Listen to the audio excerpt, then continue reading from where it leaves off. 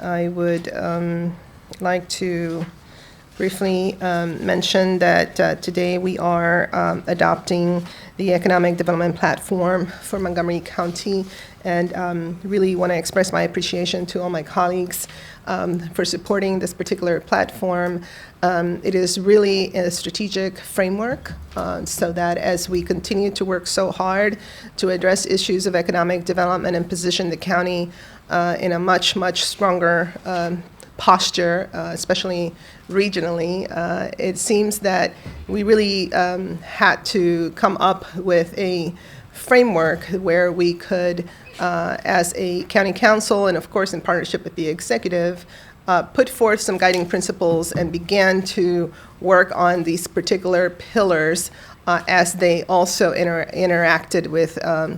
with each other. And by that I mean that what I have put forth is a platform that includes housing, transportation, workforce development, as well as business development. Under each of those quadrants for housing, we are stating as a guiding principle that the council will strive to meet the housing targets recommended by the Metropolitan Washington Council of Governments, with emphasis on construction of housing that is affordable in the county's activity center. So that would be a guiding principle when it comes to housing. For transportation, the council will prioritize funding to 1, increase ridership in non-automobile transportation modes, 2, activate the county's economic centers, and 3, enhance current road systems to decrease commute times.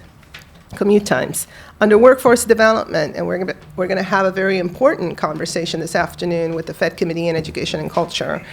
about workforce development. And our guiding principle with this platform states that the council will expand the workforce development delivery structure to meet the needs of the county's businesses and residents across the entire workforce development continuum. And by that we mean that we will prioritize all of the different industry needs as well as our workforce need and the needs of our residents, from technical or certificate kinds of